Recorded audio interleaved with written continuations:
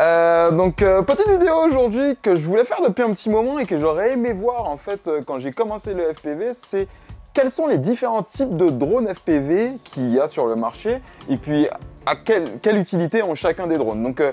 Je vais me changer, on va aller dehors et puis je vais vous montrer ça dehors. Ok, donc première super nouvelle, c'est que j'ai crevé en venant ici, mais ça va pas nous empêcher de faire la vidéo, hein. Allez, c'est parti.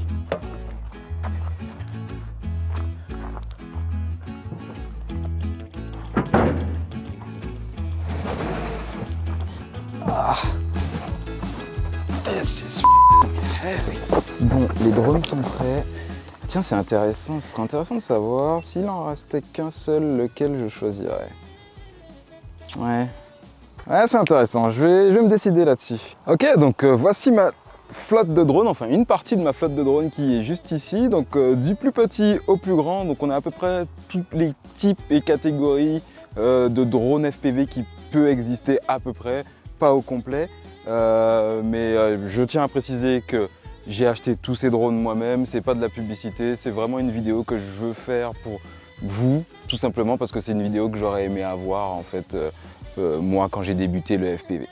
On commence juste ici avec le plus petit de la catégorie qui va être le Tiny Whoop.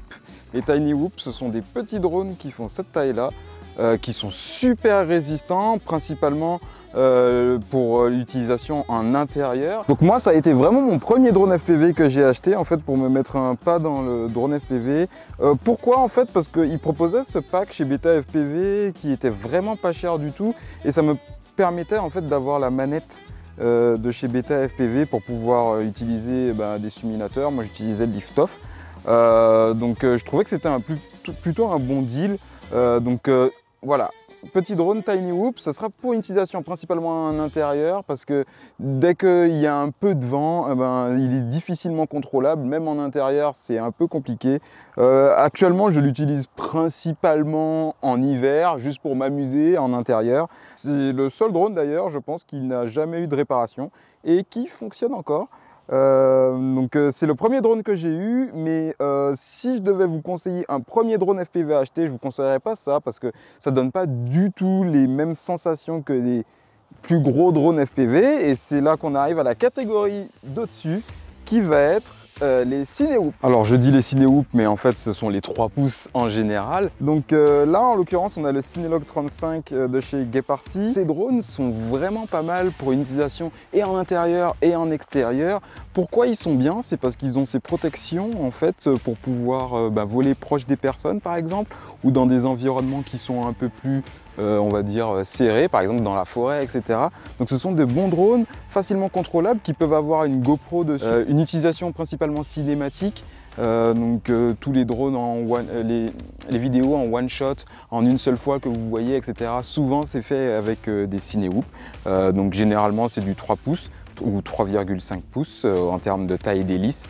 Il n'y a pas uniquement les Cinehoop dans cette catégorie, on a également des drones de freestyle. J'ai également le Babyhawk 2 de chez IMAX qui est à la maison en réparation, qui est un très bon drone de freestyle en 3 pouces, 3,5 pouces également si je ne me trompe pas, et qui fonctionne comme un chef.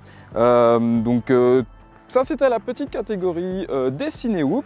Je vous invite à aller voir la vidéo sur le Cinelog 35 si vous voulez avoir un peu plus d'infos sur ce drone. Vraiment très bon drone et ça nous emmène maintenant à la catégorie la plus populaire qui est la catégorie des 5 pouces. Donc les 5 pouces, pourquoi c'est la catégorie la plus populaire? Tout simplement pour la diversité, je dirais. C'est vraiment le drone à tout faire. Il est vraiment très facilement contrôlable, contrairement aux plus petits drones, donc de 3 pouces et de 1 pouce qu'on peut voir juste ici. Il permet, on peut par exemple faire du suivi de voitures, on peut faire du freestyle avec. C'est vraiment un drone qui est très diversifié. Et là en l'occurrence dans les mains j'ai le Roma F5, mon drone de tout temps, il a tout vécu avec moi. Et j'ai également le T-Motor FT5 en 4S, donc on les a en 4S ou en 6S, le Roma est en 6S, celui-ci est en 4S. Vraiment le drone à tout faire, de toute façon voilà, si vous vous êtes un petit peu dans le drone FPV, j'imagine que c'est un des premiers drones généralement que l'on a en tête quand on parle de drone FPV, ce sont les 5 pouces. Et pour finir, le dernier et le plus gros de ma catégorie, donc j'ai celui-ci, mais j'ai également le Recon 7, dont j'ai fait également une vidéo. Donc celui-ci c'est le Chimera 7, j'ai fait également une vidéo dessus. Je vous mettrai tous les liens, soit en description ou soit là-haut également. Ça vous permettra d'aller creuser un petit peu plus sur ces drones si vous le souhaitez avoir un peu plus de détails. Donc ce qui est génial avec ce drone, c'est qu'il va pouvoir faire du long range, donc de la longue portée. En gros, c'est principalement beaucoup de shots cinématiques que vous voyez par exemple sur les crêtes de montagne, etc. L'avantage de ce drone, c'est qu'il va avoir des grosses hélices et plus un drone est gros, plus il va être facilement contrôlable, notamment lorsqu'il y aura beaucoup de vent. C'est un très gros avantage de sa part. Il va également pouvoir avoir de grosses batteries dessus. Moi, en l'occurrence, j'ai des 4000 ampères, 4000 milliampères. Non, pas 4000 ampères, 4 ampères, des batteries de 4 ampères que je mets sur ce drone là et il vole vraiment sans problème avec. C'est vraiment un tueur, donc on va pouvoir avoir la GoPro plus la batterie dessus et il va également pouvoir faire du chasing, donc du suivi de voitures de course, etc. parce qu'il est beaucoup plus puissant et beaucoup plus rapide en fait que les plus petits drones que vous voyez juste là. C'est vraiment un très bon drone, Chimera 7. Je vous invite également à voir la vidéo qu'il y a là-dessus, comme je vous l'ai dit précédemment. Donc pour tout vous dire, si je devais choisir un seul drone dans toute cette flotte, je pense que j'arriverai pas à choisir parce qu'ils ont vraiment chacun leur spécificité et leur but et objectif. Donc le Tiny Whoop plus en hiver, plus à l'intérieur. Le Cinelog 35 qui va être plus pour être autour des gens et faire des vidéos un peu plus cinématiques. Le Roma, ce Roma, franchement, il a tout vécu. C'est mon drone à tout faire. C'est lui que je prends toujours, mais je dirais plus pour du freestyle. Le FT5, il est vraiment très smooth aussi. Je l'utilise vraiment sur du freestyle et également je l'utilise pour faire des shots un peu cinématiques parce qu'il est vraiment très smooth, j'adore. Et le Chimera 7, donc le 7 pouces, que j'utilise principalement pour faire du long range, donc de la longue portée. Et au début, j'utilisais pour faire du freestyle, mais j'ai vraiment arrêté. Maintenant, je me suis concentré sur le 5 pouces parce qu'il est trop puissant, trop rapide et trop gros pour faire du freestyle. Je me contente de faire du long range avec. Bon, maintenant, on va voler un petit peu. Et comme ça, vous allez voir un petit peu les différences entre chaque drone. Pour le Tiny Whoop, je ne le ferai pas voler, hein. Comme je vous l'ai dit, en extérieur, c'est pas top.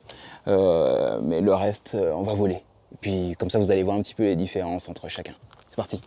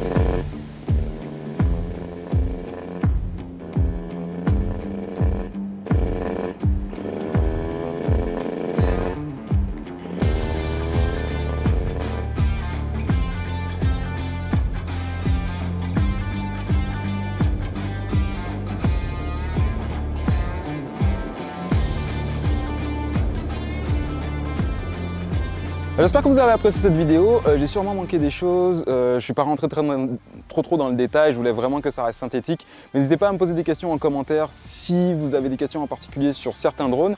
Et puis, on se revoit dans la prochaine. N'oubliez pas de liker la vidéo si vous l'avez appréciée. Nice and clean, continuez à explorer.